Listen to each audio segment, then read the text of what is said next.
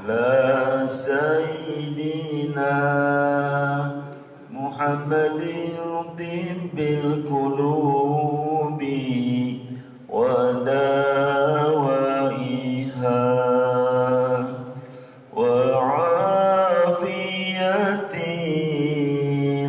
الأبدان وشفائها ونور الأبصار وضيائها وعلى آله وصحبه وسلم. اللهم صل على سيدنا محمد طب القلوب ودوائها وعافية الأبدان وشفائها ونور الأبصار وضيائها وعلى آله وصحبه وسلم. اللهم صل على سيدنا محمد طب القلوب ودوائها وعافية الأبدان وشفائها ونور الأبصار وضيائها وعلى آله وصحبه وسلم. Assalamualaikum warahmatullahi wabarakatuh. Bismillah, alhamdulillah, wassalatu wassalamu ala rasulillah wa ala alihi wa sahbihi wa mawala. La hawla wa la quwwata illa billah. Rabbi shrah li sadri wa yassir li amri wahlul 'uqdatam min lisani yafqahu qawli. Jemaah salat subuh yang dimuliakan Allah Subhanahu wa taala, marilah kita sama-sama memanjatkan puji syukur kehadirat Allah Subhanahu wa taala yang telah memberikan iman rahmat indahnya kepada kita meskipun cuacanya diselimuti dengan dingin, turunnya hujan, namun tidak membatalkan atau menghentikan kebiasaan kita untuk pergi ke masjid. Mudah-mudahan turunnya hujan ini menjadi keberkahan kepada kita, jangan sampai turunnya hujan menjadi bencana. Salawat dan salam semoga dilimpahkan keberkahan kita Nabi Muhammad sallallahu alaihi wasallam, keluarganya, para sahabatnya dan para pengikutnya yang setia sampai akhir zaman. Insyaallah pada subuh Ahad hari ini isi kajian seru akan disampaikan oleh Ustaz Dr. Muhammad Rahman LCMA. Alhamdulillah beliau sudah hadir meskipun pakai apa? Ustaz? Pesawat di sini. Diselimuti dengan desujan ya. Masya Allah, mudah-mudahan langkah-langkah kita semuanya, jamaah semuanya menjadi kesaksian atas iman kita kepada Allah Subhanahu wa taala, langkah-langkah masjid ini.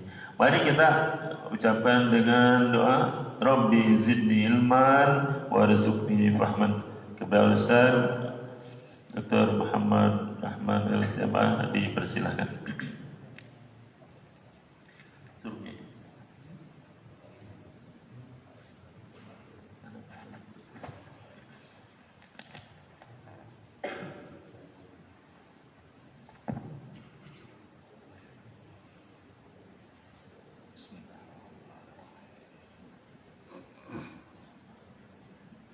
Assalamualaikum warahmatullahi wabarakatuh. Waalaikumsalam warahmatullahi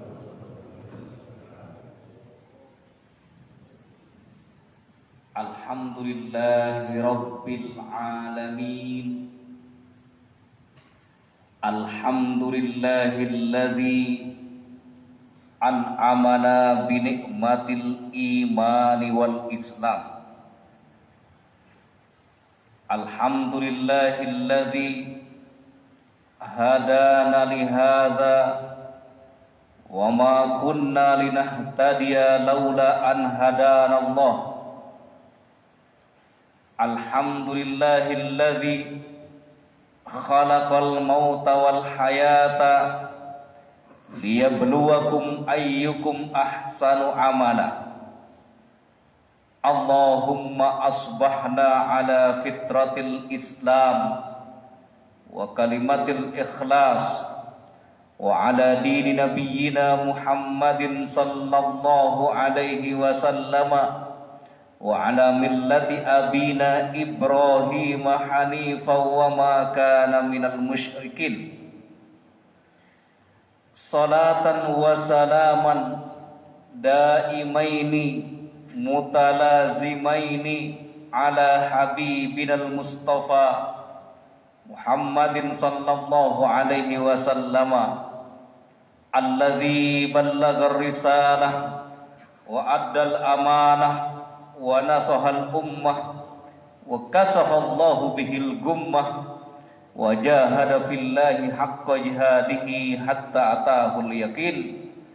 Yaqulullahu tabaraka wa ta'ala fi muhkami tanzilihi, a'udzu billahi minasy syaithanir rajim.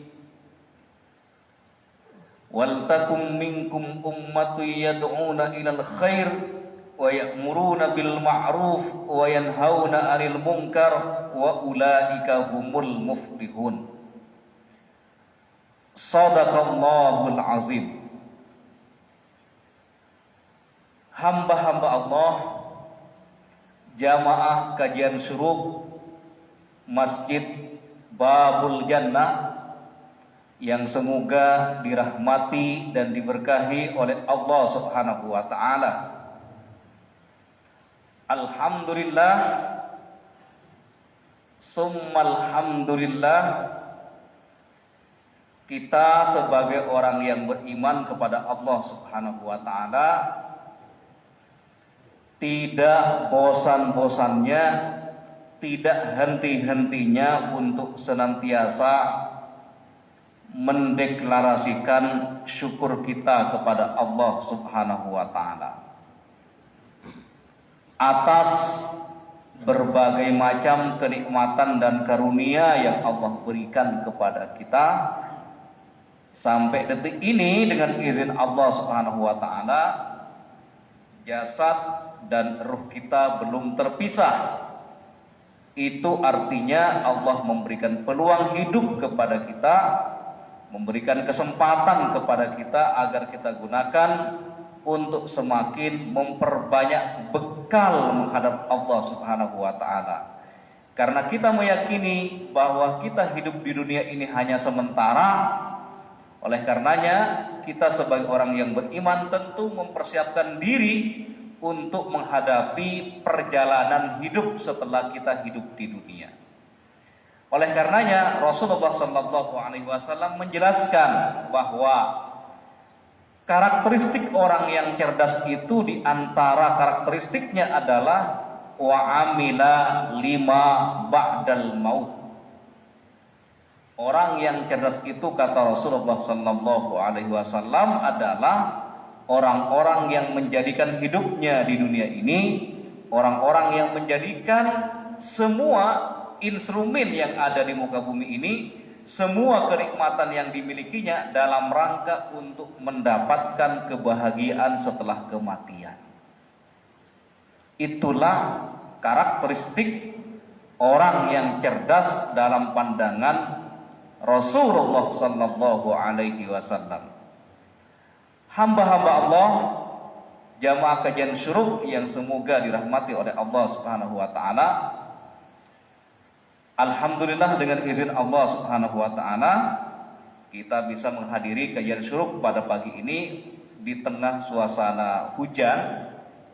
Ya, tapi kita bisa bergegas melangkah ke masjid ini, dan kita setelah melaksanakan sholat subuh secara berjamaah, dan sekarang kita lanjutkan dengan menghadiri kajian. Semoga aktivitas ketaatan kita pagi ini, mulai dari sholat subuh dan menghadiri majelis taklim, dicatat oleh Allah Subhanahu wa taala sebagai amal soleh yang kelak pada hari kiamat akan memperberat timbangan kebaikan kita. Amin amin ya rabbal alamin.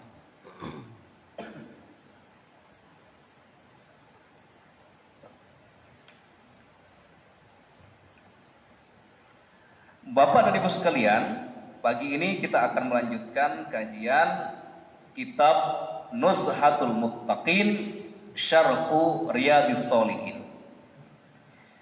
Pada pagi ini saya akan menjelaskan tentang babu satri auratil muslimin wan nahyi an isya'atiha li ghairi darurah.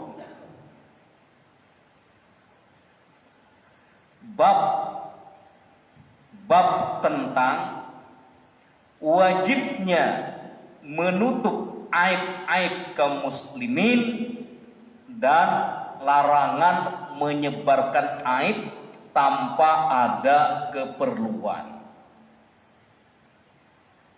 Saya ulangi lagi, wajibnya menutup aib-aib kaum muslimin serta larangan untuk membuka aib-aib mereka ketika tidak ada keperluan. Artinya Bapak dan Ibu sekalian, pada beberapa hal kita dibolehkan membuka aib. Misalkan seorang istri yang mengadukan kejahatan atau kekerasan yang dilakukan oleh suaminya.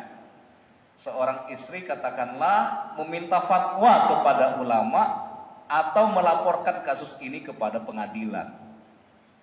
Itu boleh.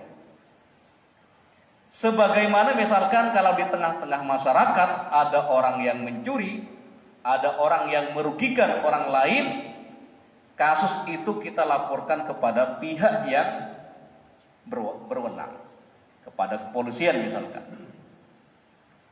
Begitu juga misalkan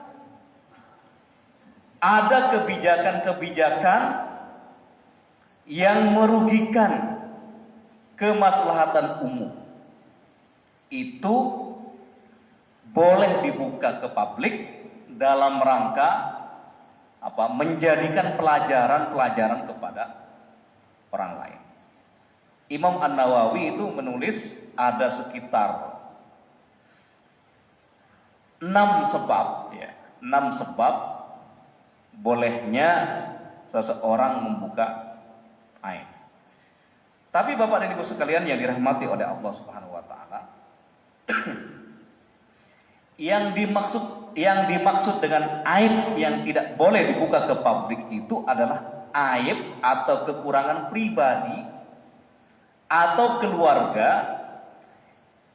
Itu termasuk perkara privat, perkara yang harus ditutupi, tidak boleh dipublikasikan, tidak boleh disebarluaskan. Kalaupun ada, Bapak dan Ibu sekalian, kalaupun ada orang yang menyebarkan di media sosial, kita tidak boleh ikut menyebarkannya juga kalau itu terkait aib pribadi dan aib keluarga. Maksudnya aib tersebut tidak berpengaruh kepada kerugian orang lain, tidak merugikan tetangga, tidak merugikan masyarakat, dan juga tidak merugikan publik. Itu nggak perlu disebarluaskan. Nah, Bapak dan Ibu sekalian yang dirahmati oleh Allah Subhanahu wa taala. Ketika Imam An-Nawawi, penulis kitab Riyadhus Shalihin, membahas wajibnya kita menutup aib kaum muslimin, beliau pertama kali mengutip surat An-Nur ayat 19. An-Nur ayat 19. Allah Subhanahu wa taala berfirman, "Innal ladzina yuhibbuna an tasyi'al fahisyah fil ladzina amanu lahum azabun alimun fid dunya wal akhirah." Sesungguhnya orang-orang yang suka, senang, bahagia apabila keburukan-keburukan itu menimpa kaum orang-orang yang beriman. Jadi di antara manusia ada orang-orang yang bahagia, ada orang-orang yang sangat senang apabila kaum muslimin itu tertimpa musibah, apabila kaum muslimin itu terbuka aib-aibnya, mereka sangat bergembira, ya. Tapi kata Allah Subhanahu wa taala, orang-orang yang senang ketika kaum muslimin ditimpa berbagai macam kesulitan, ditimpa berbagai macam fitnah, ditimpa berbagai macam ujian, lahum azabun alim. Mereka akan mendapatkan siksa yang sangat berat, siksa yang sangat pedih, fid dunya wal akhirah, baik di dunia maupun di akhirat. Bapak dan Ibu sekalian, ayat ini turun, ya, diturunkan kepada Rasulullah sallallahu alaihi wasallam ketika Aisyah radhiyallahu anha difitnah berzina dengan salah seorang sahabat. Fitnahnya itu luar biasa, tuduhan yang sangat berat bahwa istri Rasulullah berzina. Dan semua publik yang ada di kota Madinah pada waktu itu tahu tentang fitnah ini. Maksudnya mereka semuanya mendapatkan informasi fitnah ini bahwa Aisyah melakukan selingkuh dengan seseorang. Hampir semua sahabat itu percaya. Jangankan sahabat, Bapak dan Ibu sekalian, betapa dahsyatnya fitnah yang disebar oleh orang-orang munafik, sampai Nabi pun, suami dari Aisyah, itu tidak berbicara dengan Nabi, membelakangi Aisyah, ya, tidak berbicara dengan Aisyah sampai turun ayat ini. Dalam riwayat sampai sebulan. Fitnah ini digoreng sedemikian rupa oleh orang-orang yang tidak suka kepada Islam. Bayangkan Nabi sebagai pemimpin pada waktu itu mendapatkan fitnah yang sangat luar biasa. Nah, Bapak dan Ibu sekalian yang dirahmati oleh Allah Subhanahu wa taala, ayat ini menegaskan kepada kita bahwa ketika kita mengetahui ada aib yang menimpa saudara-saudara kita sesama orang-orang yang beriman, dan aib itu kaitannya dengan pribadi dan keluarganya, tidak merugikan orang lain, itu sebaiknya kita tutup. Karena akhir-akhir ini kita kadang terlalu mudah untuk nge-share berita yang itu kaitannya kadang tidak ada kaitan dengan kepentingan publik. Itu sebaiknya kita imsak, kita menahan diri dari menyebarkan berita-berita yang justru merugikan kaum muslimin. Nah, Bapak dan Ibu sekalian yang dirahmati oleh Allah Subhanahu wa taala. Kemudian Imam An-Nawawi mengutip hadis Rasulullah sallallahu alaihi wasallam yang diriwayatkan oleh sahabat Abu Hurairah. Sahabat Abu Hurairah ini dikenal dengan salah seorang sahabat Nabi yang paling banyak menghafal hadis-hadis Rasulullah sallallahu alaihi wasallam. Dalam sebuah riwayat, ya, beliau itu hafal hadis, ya, sekitar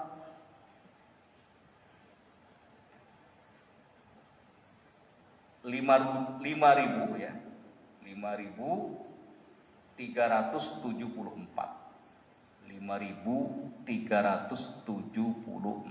hadis yang diriwayatkan oleh sahabat Abu Hurairah. Bapak dan Ibu sekalian, seringkali terkait sahabat Abu Hurairah ini ada serangan dari orang-orang yang tidak suka kepada Islam, mempersoalkan sahabat Abu Hurairah yang banyak menghafal hadis-hadis Rasulullah sallallahu alaihi wasallam. Karena kata mereka, Abu Hurairah itu masuk Islam 3 tahun sebelum Fathu Makkah. Tapi kenapa Abu Hurairah itu termasuk sigor sahabat yang junior, tetapi beliau justru termasuk sahabat yang paling banyak hafalan hadisnya? Di antara jawaban logis dari para ulama adalah sahabat Abu Hurairah ini memiliki profesi sebagai guru, sebagai mubalik, sebagai seorang dai yang aktivitas sehari-harinya itu adalah menyampaikan hadis dari masjid ke masjid, dari majelis ke majelis, dari sebuah taklim ke taklim yang lain. Kalau hanya 5.374 itu selama 3 tahun bagi orang yang fokus itu bukan sesuatu yang sulit untuk menghafal hadis 5.374. Kalau kita fokus, Pak. Tapi biasanya kan orang-orang orientalis itu bertanya begini, lalu kenapa bukan Abu Bakar yang paling banyak riwayat hadisnya sampai kepada kita? Bukankah Abu Bakar adalah orang yang pertama kali masuk Islam? Bukankah Abu Bakar adalah sahabat yang paling dicintai oleh Rasulullah sallallahu alaihi wasallam? Bahkan ketika peristiwa hijrah, Nabi itu hanya ditemani oleh Abu Bakar dalam peristiwa hijrah dari Mekah ke Madinah. Begitu juga ketika Nabi bersembunyi di Gua Sur. Apa kira-kira alasannya, Bapak dan Ibu sekalian? Alasan yang sangat logis, ya, diungkapkan oleh para ulama. Walaupun Abu Bakar adalah orang yang paling dekat dengan Rasulullah sallallahu alaihi wasallam, tapi pasca wafatnya Nabi Muhammad sallallahu alaihi wasallam, Abu Bakar ditunjuk sebagai khalifah, ditunjuk sebagai pemimpin kaum muslimin, dan ketika Abu Bakar memimpin kaum muslimin, saat itulah mendapatkan tantangan yang sangat berat, yaitu adanya orang-orang yang tidak mau membayar zakat, adanya orang-orang yang tidak mau menegakkan sholat, bahkan ada di antara mereka yang mengaku sebagai nabi baru, Sehingga fokus Abu Bakar adalah bagaimana membuat negara Madinah itu stabil. Jadi Abu Bakar itu sibuk dengan urusan kepentingan umat dan bangsa, sehingga tidak memiliki waktu yang banyak untuk mentalakikan hadis, untuk menyebarkan hadis-hadis Rasulullah sallallahu alaihi wasallam. Ya, bayangkan, Pak, di saat itu negara dalam kondisi genting, pasca wafatnya Nabi banyak orang-orang yang murtad, banyak orang-orang yang tidak mau membayar zakat, banyak orang-orang yang tidak mau menegakkan sholat. Bahkan Musailamah al-Kadzdzab itu mengaku sebagai nabi. Melihat situasi negara yang sedang tidak stabil ini, maka Abu Bakar As-Siddiq memutuskan untuk memerangi mereka. Jadi Abu Bakar As-Siddiq ini walaupun dikenal dengan pribadi yang lembut, beliau itu dikenal adalah sebagai pribadi yang lembut, berbeda dengan sahabat Umar bin Khattab yang dikenal dengan pribadi yang sangat tegas. Tapi melihat adanya instabilitas negara, banyak pembangkangan, banyak orang-orang yang merongrong negara pada waktu itu, Abu Bakar punya sikap tegas untuk memerangi mereka karena mereka tidak mempan dengan cara-cara yang damai, cara-cara yang persuasif. Abu Bakar memerangi mereka. Ketika Abu Bakar memberikan kebijakan untuk memerangi mereka, Umar datang kepada Abu Bakar. Wahai Abu Bakar, apakah tidak sebaiknya ditinjau kembali kebijakan untuk memerangi mereka ini? Ini saran dari Umar bin Khattab kepada Abu Bakar. Mendengar pertanyaan itu, Abu Bakar mengatakan, wahai Umar bin Khattab, apakah Anda hanya menjadi pemberani di masa jahiliyah dan menjadi penakut di masa Islam? Apakah Anda ini, kata Abu Bakar kepada Sayyidina Umar, wahai Umar, apakah Anda ini hanya menjadi pemberani di masa jahiliyah, sementara di masa Islam Anda menjadi pengecut? Wah, jawaban Abu Bakar ini kemudian membuat Umar bin Khattab setuju kepada kebijakan Abu Bakar As-Siddiq untuk memerangi orang-orang Quraisy. Artinya Bapak dan Ibu sekalian, ada perbedaan antara aktivitas Abu Hurairah dengan aktivitas Abu Bakar. Ya, namanya orang pemimpin, Pak, pemimpin menjadi khalifah, ya, presiden, bahkan lebih tinggi dari presiden, itu kesibukannya luar biasa, sehingga tidak sempat, ya, atau memiliki waktu yang sedikit untuk mentaklimkan, mengajarkan hadis-hadis dari Rasulullah SAW. Nah, Abu Hurairah meriwayatkan hadis dari Nabi Sallallahu Alaihi Wasallam, la yasturu abdan fid dunya illa satarahullahu yaumal qiyamah. Tidaklah seorang hamba yang menutup aib hamba, menutup orang lain, menutup aib orang lain di dunia, illa satarahullahu yaumal qiyamah, melainkan nanti pada hari kiamat Allah akan menutup aib orang tersebut. Bapak dan Ibu sekalian yang dirahmati oleh Allah Subhanahu wa taala, hadis ini menegaskan kepada kita bahwa orang-orang yang mengerjakan perintah Allah dan orang-orang yang meninggalkan segala sesuatu yang dilarang oleh Allah Subhanahu wa taala itu ternyata itu ada kaitannya dengan keyakinan kepada yang gaib.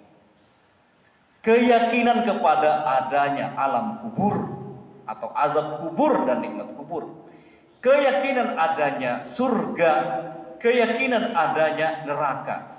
Itulah yang membuat seseorang itu akan berhati-hati dalam hidupnya. Sehingga Nabi mengatakan, tidaklah seseorang yang menutup aib seseorang di dunia ini, melainkan Allah nanti pada hari kiamat akan menutup aib orang tersebut. Ini hadis ini memberikan motivasi kepada kita bahwa sebagai seorang muslim yang beriman kepada adanya yang gaib, Sesuatu yang kita lakukan di dunia ini tidak ada yang sia-sia, termasuk ketika kita menutup aib-aib yang dimiliki oleh sesama orang-orang yang beriman. Nah, Bapak dan Ibu sekalian yang dirahmati oleh Allah Subhanahu wa taala. Dalam hadis yang lain, hadis ini diriwayatkan oleh sahabat Abu Darda. An Abi Ad-Darda radhiyallahu anhu anin Nabi sallallahu alaihi wasallam. Dari sahabat Abu Darda, semoga Allah meridhoinya, ia meriwayatkan hadis dari Rasulullah sallallahu alaihi wasallam. Hadisnya sangat menarik, Pak, Bapak dan Ibu sekalian. Man rodda an irdi akhihi bil ghaibi. Barang siapa yang membela kehormatan saudaranya, barang siapa yang membela kehormatan saudaranya bil ghaibi, membela kehormatan saudaranya itu secara sembunyi-sembunyi, tidak ketahuan oleh orang yang kita bela. Ini menunjukkan solidaritas yang sangat tinggi. Ini menunjukkan solidaritas yang ikhlas. Karena tidak ada maunya dari orang yang kita bela. Jadi kata Rasulullah sallallahu alaihi wasallam, man radda an irdi akhihi bil ghaibi. Barang siapa yang membela kehormatan saudaranya secara sembunyi-sembunyi, raddallahu an wajhihin nar yaumal qiyamah. Allah akan menjaganya dari api neraka pada hari kiamat. Masya Allah, ini hadis ini seolah-olah baru kita dengar, padahal hadis ini sering kita dengar. Bapak dan Ibu sekalian yang dirahmati oleh Allah Subhanahu wa taala, betapa pentingnya menjaga kehormatan sesama orang-orang yang beriman. Betapa urgennya kita menjaga kehormatan orang-orang yang beriman. Syariat Islam menjadikan salah satu tujuan dari syariat itu adalah hifzu al-irdi, yaitu menjaga kehormatan dan menjaga keturunan. Nah, Bapak dan Ibu sekalian yang dirahmati oleh Allah Subhanahu wa taala, hadis yang diriwayatkan oleh sahabat Abu Darda itu memberikan tazkirah kepada kita bahwa semua kebaikan, baik itu dilakukan secara sembunyi-sembunyi atau terang-terangan, semuanya itu akan ada pahalanya di sisi Allah Subhanahu wa taala. Bapak dan Ibu sekalian yang dirahmati oleh Allah Subhanahu wa taala, di dalam sebuah ayat dikatakan, ya'lamu kha'inatal a'yun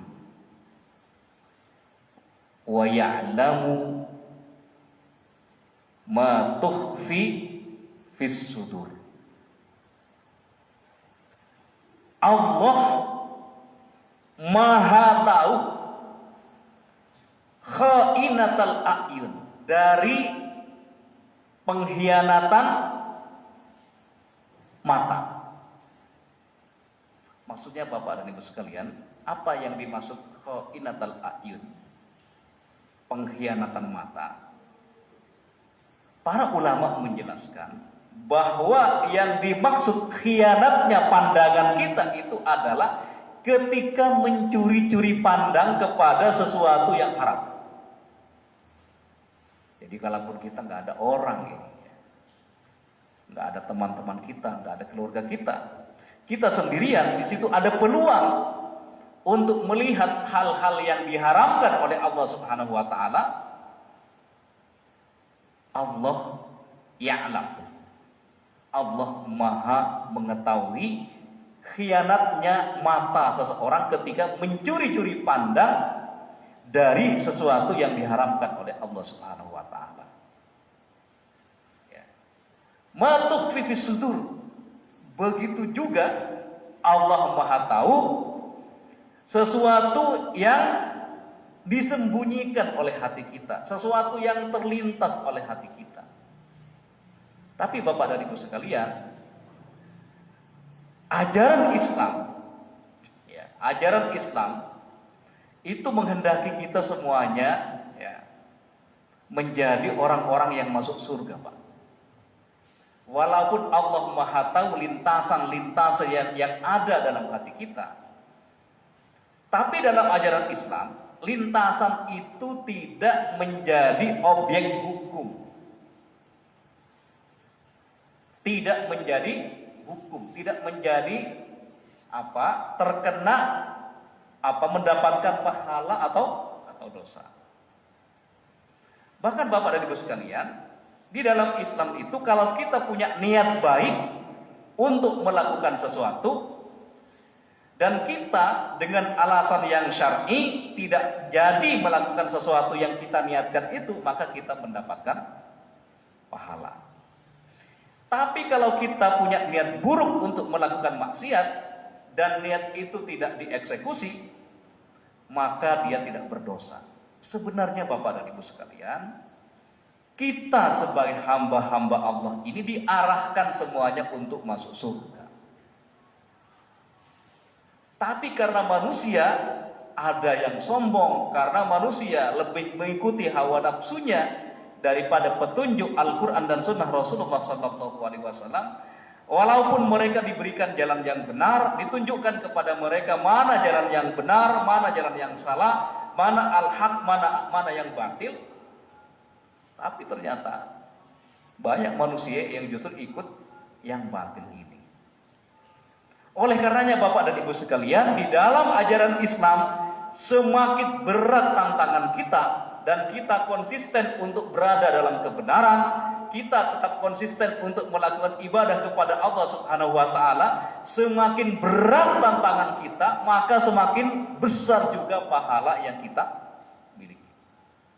Misalkan Bapak dan Ibu sekalian, ya, misalkan dalam majelis ini pagi ini dalam kondisi normal, ya, dalam kondisi tidak hujan, itu pahalanya biasa-biasa saja. Tetapi ketika seseorang dalam kondisi ada tantangan, ya, tapi tetap menghadiri sholat subuh berjamaah di masjid, apapun tantangannya, dia berusaha untuk menghindari tantangan, dia berusaha untuk menghadapi tantangan itu, maka dalam kondisi seperti ini pahalanya sangat besar. Oleh karenanya dalam sebuah hadis Nabi mengatakan, tidaklah seorang hamba dalam masa-masa dingin, ya, hamba tersebut menyempurnakan wuduknya, melainkan Allah akan mengampuni dosa-dosanya.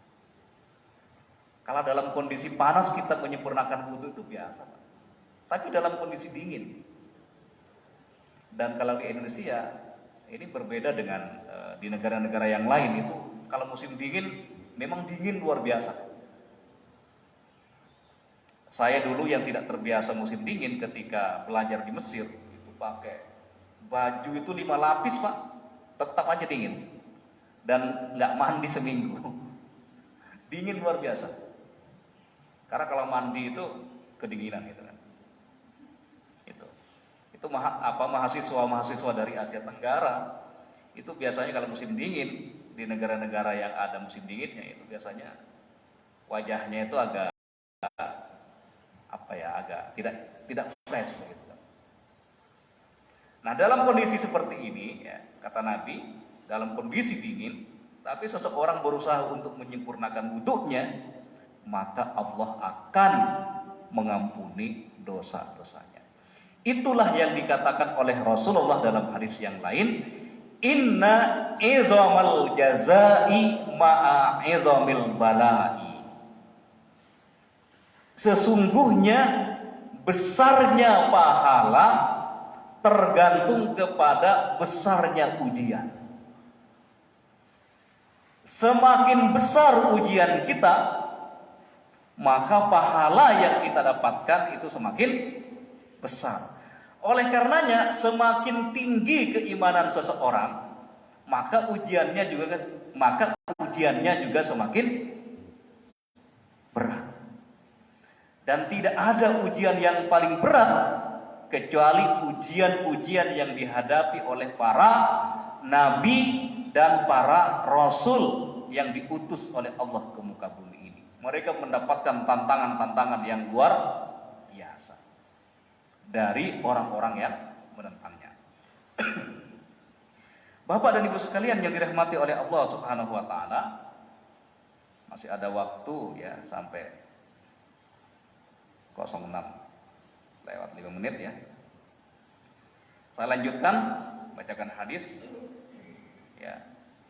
Wa an Abi Hurairah radhiyallahu anhu, dari sahabat Abu Hurairah ia berkata, sami'tu Rasulullah sallallahu alaihi wasallam, aku mendengar Rasulullah sallallahu alaihi wasallam bersabda,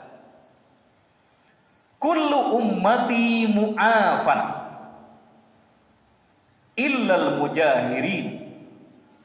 Kata Nabi sallallahu alaihi wasallam, setiap umatku mu'afan, dosa-dosanya itu akan diampuni.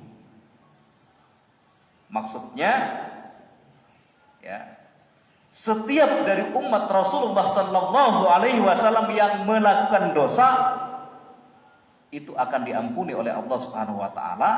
Kalau dosa kecil itu dengan istighfar, kalau dosa besar itu dengan taubat. Illal mujahirin, yang tidak mendapatkan ampunan dari Allah Subhanahu wa taala adalah orang-orang yang melakukan maksiat secara terang-terangan.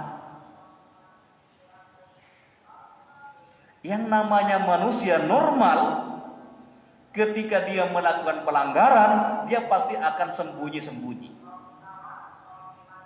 Tapi ada di antara manusia yang akalnya sudah tidak berfungsi, hati nuraninya sudah tidak berfungsi, justru melakukan maksiat secara terang-terangan. Dalam sebuah hadis dikatakan yang maknanya di antara tanda-tanda hari kiamat itu apabila kita menyaksikan seseorang yang berzina di jalan. Orang menyaksikan biasa saja. Nah, Bapak dan Ibu sekalian, ya, Rasulullah sallallahu alaihi wasallam melanjutkan sabdanya, wa inna minal mujaharati ayya'malar rajulu bil laili amalan summa yusbihu wa qad satarahullahu alaihi. Di antara bentuk seseorang itu melakukan pelanggaran, melakukan maksiat secara terang-terangan adalah, kata Nabi, ayya'malar rajulu bil laili amalan, ketika seseorang melakukan dosa di malam hari. Ketika seseorang melakukan dosa di malam hari, summa yusbihu, dia Allah menutup aibnya dari malam hari itu. Allah menutup aibnya sampai pagi hari, ya. Wa qad satarahullahu alaihi. Ketika seseorang melakukan dosa di malam hari, Allah menutup aib orang tersebut sampai pagi harinya. Fayaqulu ya fulan amiltul barihata kaza wa kaza. Allah sudah menutup aib orang yang melakukan maksiat di malam hari itu, tapi justru pelakunya yang menyebarluaskan, Pak. Pelaku maksiat itu yang menyebarluaskan. Fayaqulu ya fulan, pelaku maksiat itu berkata begini, ya fulan, wahai fulan, amiltul barihata kaza wa kaza, tadi malam aku melakukan maksiat begini. Ini kata Nabi termasuk al-mujaharah, termasuk orang-orang yang secara terang-terangan melakukan maksiat padahal Allah sudah menutup aib mereka, tapi justru subjeknya, pelakunya sendiri yang melakukan, menyebarluaskan kepada orang lain. Ini termasuk mujaharah. Ya. Waqad bata yasturuhu rabbuhu wa yusbihu yaksifu sitrallah alaihi. Ya, di malam harinya aib tersebut, ya, aib orang tersebut ditutup oleh Allah Subhanahu wa taala, tapi di pagi harinya aibnya terbuka karena orang tersebut menceritakan kepada orang lain. Bapak dan Ibu sekalian, kenapa orang-orang yang melakukan dosa secara terang-terangan itu mendapatkan dosa yang lebih besar daripada maksiat yang dilakukan secara sembunyi-sembunyi? Karena Nabi dalam hadis yang lain memberikan warning kepada kita. Wa man sanna fil islami sunnatan sayyi'atan fa alaihi wizruha wa wizru man amila ba'dahu min ghairi ayyan kusa min auzarihim syai'an. Barang siapa yang menjadi pelopor keburukan dan keburukan itu diikuti oleh orang lain, diikuti oleh para followernya, diikuti oleh orang-orang yang mengikutinya, maka dosanya itu mengalir kepada orang-orang yang menjadi pelopornya, ya, tanpa mengurangi sedikit pun dosa. Islam mengajarkan kepada kita agar kita menjadi pelopor dalam kebaikan. Man sanna fil islami sunnatan hasanatan falahu ajruha wa ajru man amila min ba'dihi min ghairi ayyan kusa min ujurihim syai'an. Oleh karenanya Bapak dan Ibu sekalian, jangan sampai kita melakukan dosa, ya, melakukan pelanggaran kepada Allah, dan itu menjadi inspirasi orang lain. Oleh karenanya kita harus menutup aib-aib yang kita miliki. Ya. Jangan sampai tersebar secara masif. Karena itu dampaknya akan diikuti oleh orang-orang yang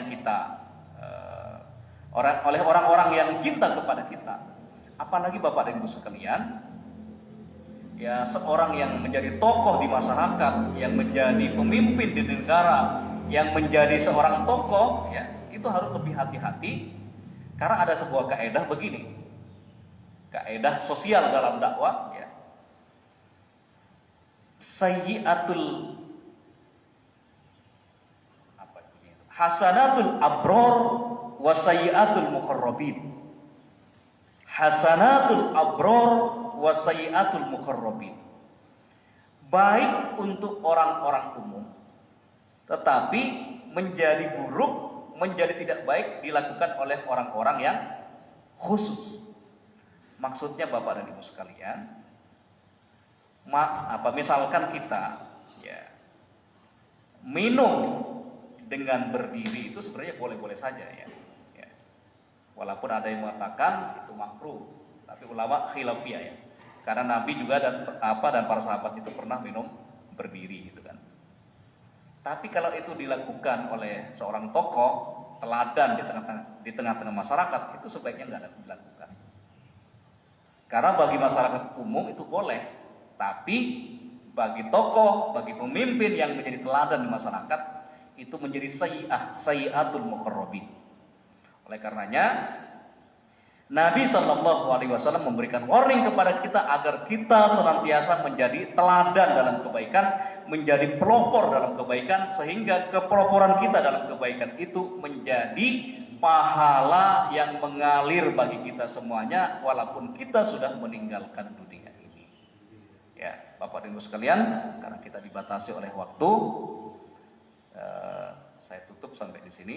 Aqulu qouli hadza wa astaghfirullah li wa lakum.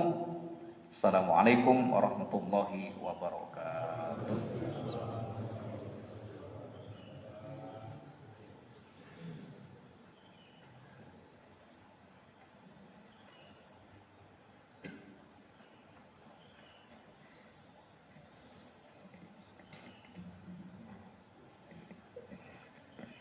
Syukran jazakumullah khairan katsiran kepada Ustaz Dr. Muhammad Rahman yang telah menyampaikan kajian seluknya pada hari ini.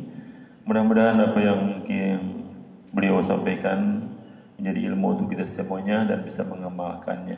Amin ya rabbal alamin. Demikian Bapak-bapak, suruh kita pada ahad keempat ini, bukan keempat.